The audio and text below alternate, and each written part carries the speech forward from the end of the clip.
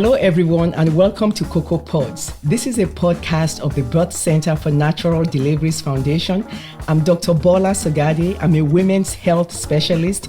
I'm an obstetrician gynecologist, family physician, and talk about everything relating to women's health. Today, we are fortunate to have with us, all the way from California, Dr. Pringles Miller. And you talk about just even pouring ourselves into this profession. You're a surgeon, I'm a surgeon. It takes even a lot to be trained as a surgeon. But in your other paper where you talked about, women, inclusion of women in surgery, just re-envisioning the whole thing. Women surgeons, despite all that training, unfortunately, 1/4 of women general surgery residents leave training before graduation. A woman surgeon is told you cannot be a surgeon and a mother. You and I know that this is a myth, but can you talk about some of the truth and challenges in this, being a woman surgeon and a mother, a person with a family? Sure.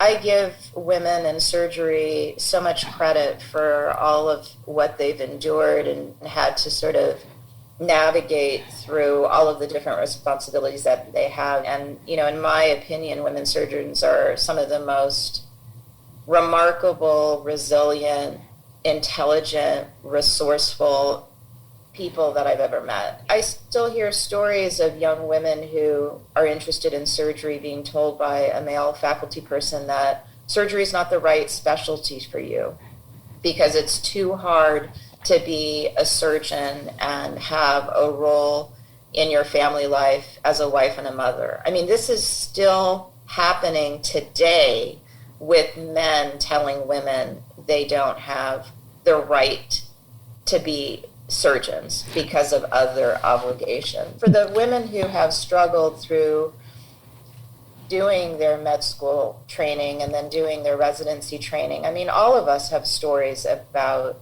discrimination based on sex or race or intersectional identities, because the bottom line is that this is still a white male field, and until we re-envision who is a surgeon and we have the vision of inclusivity about who a surgeon is, where we're no longer comparing a non-white male surgeon to someone else, where all of us are just surgeons and we're not the woman surgeon or we're not the brown woman surgeon, we're going to have an uphill battle. I would just say for the people listening who aspire to be surgeons and who are in training and maybe early in practice, that it's just going to take all of us going through this to move the needle so that the archetype, which was sort of, what we used in our paper, is different, so that the landscape looks different, so that the workforce establishes what the rules of engagement are. Because we've been subjected to the rules that were established decades ago, and the rules are slow to adapt. We need to make new rules. In fact, I was encouraged, but it's not enough to see that a woman posted, and there's a petition actually, or a letter that's open for signature, posted a letter to the American Board of Surgery regarding maternity leave. So this is related, to your field and to all of the women out there. It has been, up until now, that women in general surgery who would be, diplomats of the American Board of Surgery had to take vacation for maternity leave. Had to take vacation for maternity leave. Yeah, I'm one of those. That happened to me. My maternity leave had to be my vacation time. Right. And as a resident, most programs only allot 4 weeks of vacation. So you're talking about, having a vaginal delivery or a C-section and going back to work within 4 weeks after you deliver a child, with none of the bonding, that's recommended by the Pediatric Association, not subscribing to any of the other recommendations regarding potentially breastfeeding recommended by the Pediatric Association, complete denial of what's best for this child, what's best for the parents, the milieu of the family. And why is that? It's because men don't have children, and residencies are predicated on the needs of men, not on the needs of women.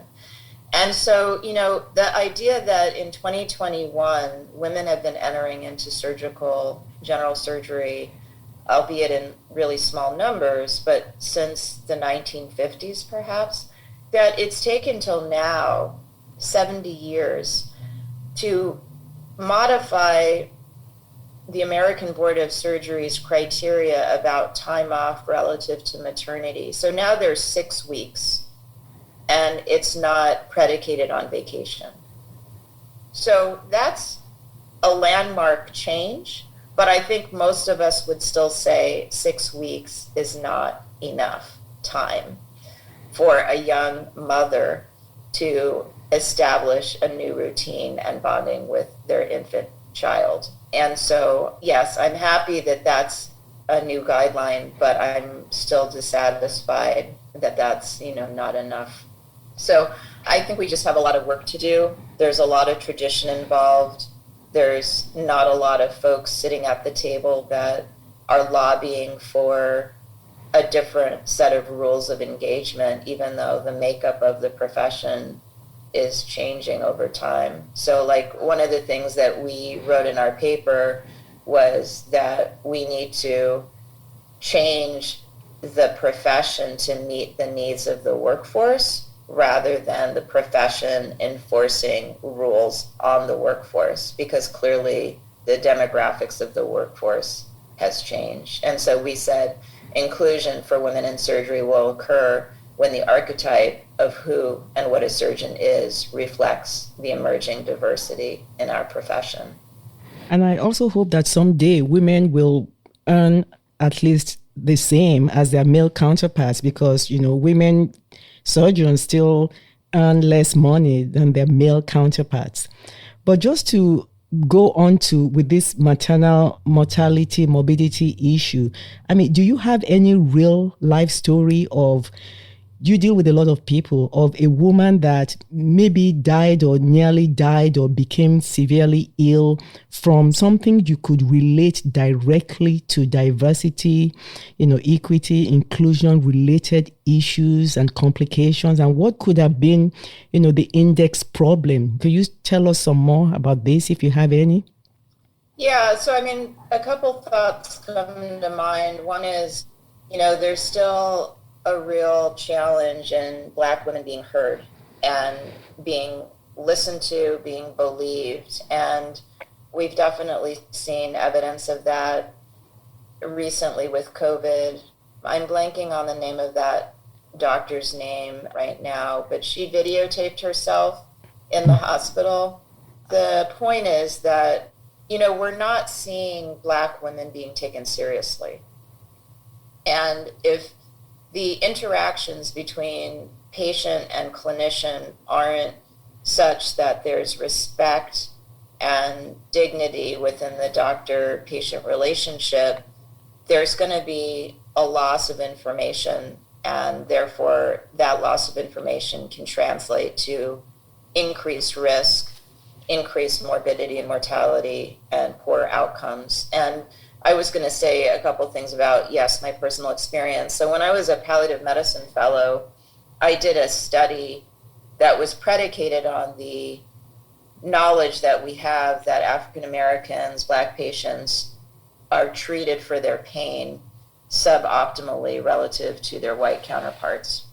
And this doesn't necessarily have to do with mortality, but it does have to do with morbidity and satisfaction and outcomes. And so what I did is I designed a retrospective chart review on looking at patients who were admitted to the oncology service for refractory pain from their malignancies. And these were malignancies only that didn't have sort of a behavioral component to them. So I eliminated lung cancer and I eliminated liver cancer for the association of smoking and alcohol use, because I didn't want those factors clouding the care.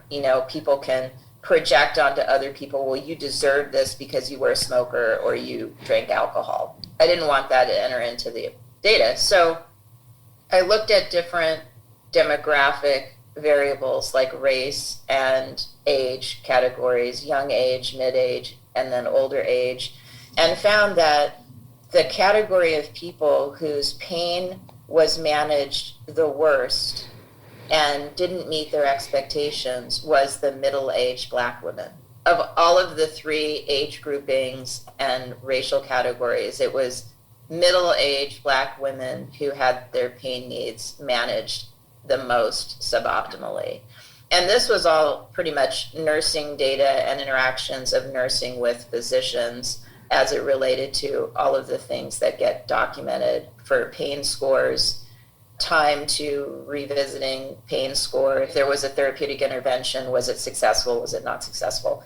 And so that, I was a middle-aged brown woman at the time that I did that work. And it was reflective of other articles that we've seen about Black children who have appendicitis not getting the same pain medication, and so on and so forth. And so we're seeing this, play out multiple times. The other case that I was going to share that has more to do with the death was a woman who was being seen for metastatic breast cancer, middle-aged, and a Black woman who was really at a point in her trajectory where comfort-focused care was the most appropriate form of care for her. There was no other curative option. There was probably not even an option to try to contain the cancer at this point in time. And she had developed bleeding in her thoracic cavity. She had developed bleeding in her abdominal cavity.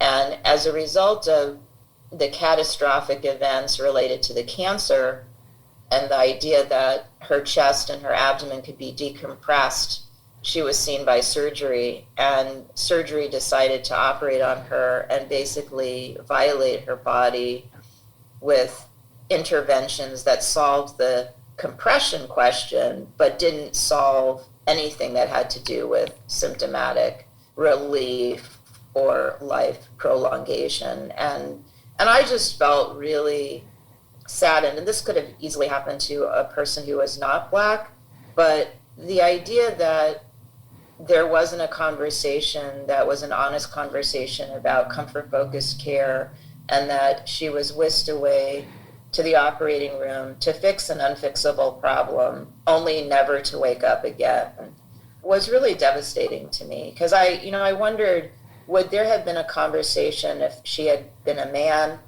Would there have been a conversation if she had been a white woman? I mean, we know the horrible history of Sims, J. Marion Sims. You always have to ask yourself the question, why wasn't there a conversation, an honest conversation about where she was in the stage of her disease and at the end of her life, where her death could have been much more dignified? And I frankly just didn't feel like her death was dignified, with her body being violated in every cavity possible for no benefit.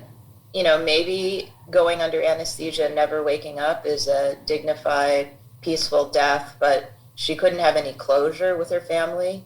It was over before there was any recognition that it was time to close out her life and potentially have conversations with her family members, before she died. And I had written a poem about this because the situation really haunted me in a way that was both from the work that I do in death and dying, but also just having to ask the question, would this have happened if she wasn't a Black woman? I want you to read the poem, but I think, was it Susan Moore? Is that the name you are looking? It was Susan Moore. Okay, thank good. you. Yes, yeah, yes. It was Susan Moore. Yeah. We worry a lot about our sisters and brothers who aren't in medicine because they're just so much more unaware of the nuance of being in the system. But, when you have a person who's a sister, who's a physician, who understands what goes on and who still cannot have voice, it's just devastating. Please read us that poem. All right, thank you. Thank you. So the title of the poem is Red Sea, and this was published in the Journal of Palliative Medicine in 2019. You left us on St. Valentine's Day. I barely knew you, a shrouded mystery, speechless and private, yet so many images of you haunt me. Fear-ridden gaunt face, blood rushing into your chest. There was no baby in that pregnant-sized belly, a body unrecognizable. You were in visceral crisis, a red sea swooshing inside would soon be set free. How could this be? I barely knew you, DJ, but I wanted to. A woman scholar my age, black and beautiful, so much I would never understand. Fluid was suffocating you. Unconscious while your body was hemorrhaging. Did you feel love on this last Valentine's Day? Privacy was honored.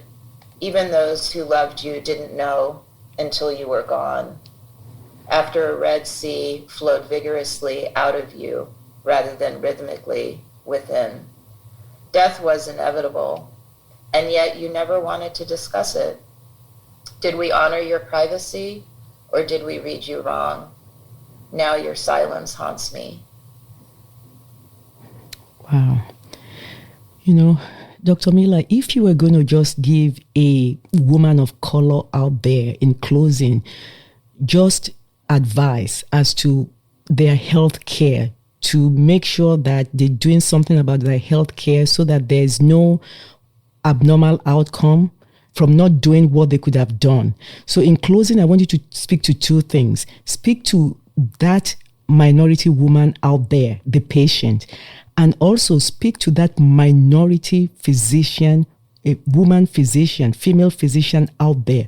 What can they do just to help their situation, to be able to help their patients? Yeah. So for the patient, I would say trust your instincts. And what that implies to me is that when a patient understands, a minority woman patient understands that this just doesn't feel right, they're not being listened to, they're right. And what that's going to require is aligning with all of the allies that you have. And so casting a broad net in your community to make sure that you have advocates. We all need advocates because sometimes we just can't get the point across. And there are some times, you know, within inpatient settings and maybe even within the outpatient setting, patient advocacy offices that could be tapped into. Now that may not really be so successful, and it's also really important to have personal advocates that you know and trust to come together again as a network so that it's just not one voice. And I think, you know, there's power in numbers, and so you just really have to establish that advocacy group that you can trust and rely on to help you get your point across. And so I would empower people to realize that they're not alone, and they need to enlist the support of the people around them so that they have a bigger presence in the system, because unfortunately we are marginalized and sometimes we just cannot make our needs known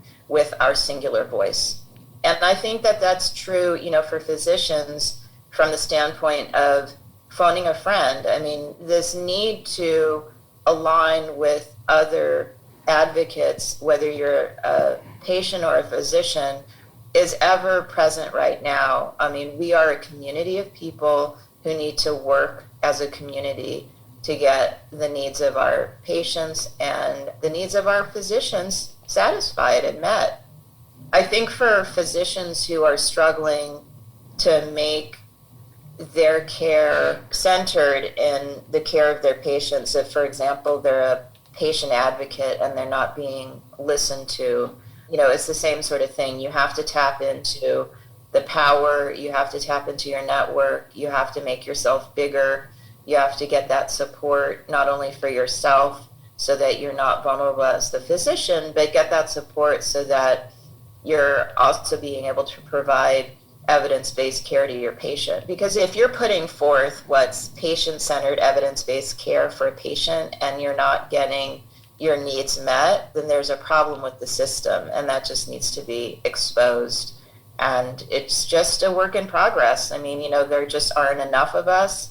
We just have to stick together. I mean, we have to stick together as a patient group, because we're all going to be patients at some point if we haven't been already. It's a recurring issue, and we just have to stick together as a physician group. I mean, that would be my parting words. And I think, just to plug Physician Just Equity, if you are a woman and underrepresented minority clinician and you're running up into problems with your supervisor, your employer, just know that we are here to help. We can't solve all of these problems. We don't have all the answers, but we do have a collective of individuals with a wealth of wisdom that we want to impart to people so that they don't have to learn some of these lessons the hard way. We don't need to reinvent the wheel with every situation. I think that we can help each other out to become more empowered and effective in getting the outcomes that we want. Well, Dr. Miller, thank you so much for your time. This is just amazing. I know you are an extremely busy woman. I really appreciate your time and your insight into this problem. So thank you so very much. The poem is going to be available on our website, the poem that you read, and also the information for Physician Just Equity. So thank you so much for your time. We're very appreciative of you. I'm appreciative of you too and all the work you're doing, and thank you so much for inviting me to join you on the podcast. Thank you. Have a good afternoon. You too. Thank you. Bye-bye. Bye-bye.